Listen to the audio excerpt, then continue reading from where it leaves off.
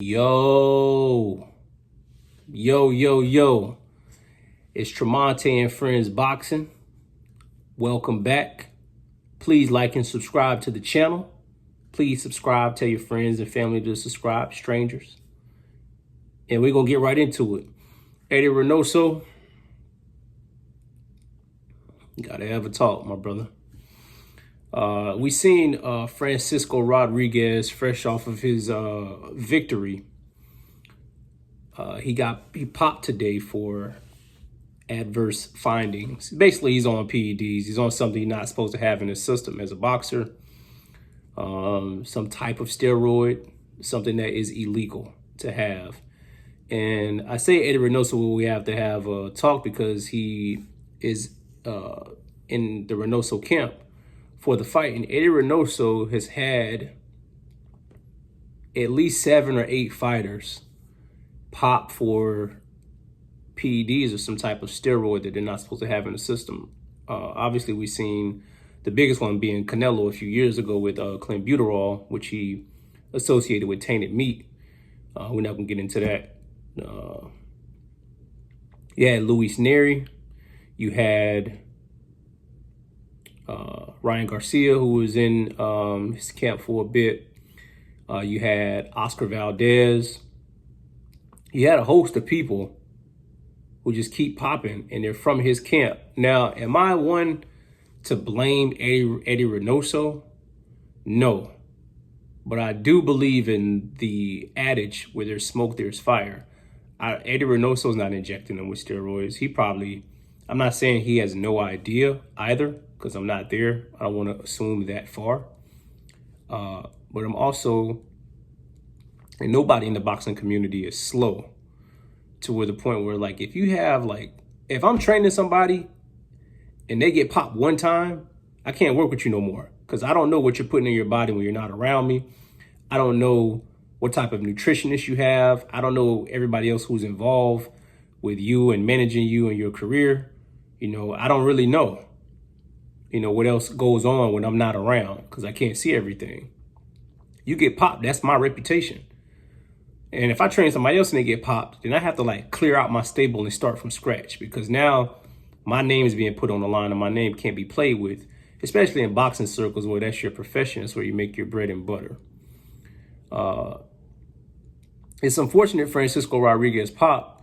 I seen some people saying his volume of punching went up and it was abnormal for him, which, that can happen because Ryan Garcia beat Devin Haney, and the pre-fight buildup, he was so hype. I know he was working with different training, but these people, man, that Reynoso has, again, I'm not strictly blaming him, but he's the name that is associated with a lot of the fighters who end up getting caught. You shouldn't use that term, caught. You shouldn't be doing it. Now, I think this begs for a bigger question. How many people in boxing, speaking of the fighters, are on steroids? Paulie Malignaggi said a long time ago that everybody's doing steroids. He said everybody's doing steroids. He said it when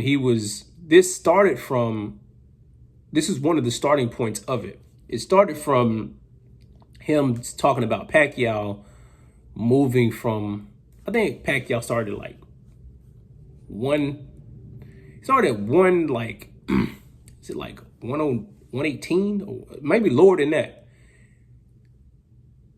Yeah, he started really low in weight. I can't remember, but he was small. Pacquiao's a small guy. He moved all the way up to 154, and he was just knocking people out. That's like my little sister, just gaining 40 pounds and just knocking everybody out on the way up. That's just not going to happen. It just don't happen normally. That's not a natural occurrence in boxing,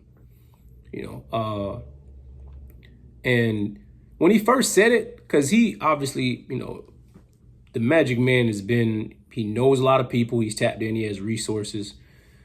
I never seen Malignaggi as a liar. Never seen him as a liar. He's always somebody, he'll stand on his truth, and he's involved. He is boxing. So what better than somebody who's in the game to say it? And then over the years, as more people pop, you're like, he might have been on to something. He's probably telling the truth the whole time. And that's so unfortunate in this day and age, because if I lined up every single boxer, so we started at 100%, from my knowledge of boxing, just going back, because if you go back even before today, I'm not saying this literal day, but like before today's time, Roy Jones got caught with PEDs. There's people in the past who got caught juicing. If I put up 100, is there 100% of boxers? 90% of them are doing PEDs or steroids. 90%. That's almost all of them. So that means if I line up 10 boxers, 9 of them are doing steroids, or they have done it, even in the realm of not getting caught. And that's dangerous. A lot of these guys are cutting weight and they're trying to have an advantage on fight night. And then when they have an advantage on fight night, if you combine that with whatever type of steroid or anabolic steroids you're taking, you could possibly kill the other person. The other person can take so much damage. I remember when Pacquiao, and it hasn't been ever revealed that Pacquiao was on steroids. I remember when Pacquiao fought Miguel Cotto. And he was beating Miguel Cotto so bad. And Miguel Cotto, my favorite fighter of all time is Miguel Cotto. Miguel Cotto was getting beat so bad. I remember watching, I was like, how? Like Pacquiao, so it's just, that's... And my point in saying that is, when there's rumors that you might be on something, or if you get caught and you're on something, you go back and watch people's fights, it's almost clear as day. And I'm not trying to cast any aspersions on Pacquiao. Do I think Manny Pacquiao was on steroids? I think at some point in his career, he was doing something he wasn't supposed to be doing, because he wouldn't take the VADA test that Floyd delayed the fight. People blame Floyd for delaying the fight. But Floyd was trying to get Pacquiao to take the test, and Pacquiao wouldn't take the test. He was coming up with excuses like, well, I'm scared of needles, but you got tattoos. It don't make sense. Don't want to divert, but Eddie Reynoso, Francisco Rodriguez, he got caught. Eddie Reynoso's camp has a bunch of fighters getting caught, get popped for stuff they're not supposed to be doing. You got to watch who's around you, man, because now your name is being attached to something in the sport that is killing the sport, and it's literally killing the fighters. I want to know what y'all think about Francisco Rodriguez popping for adverse findings, or just steroids in boxing. Do you think it's as rampant as somebody like Malignaggi says it is? Do you think everybody's doing it? Do you think it's just become a trend for people to get an advantage?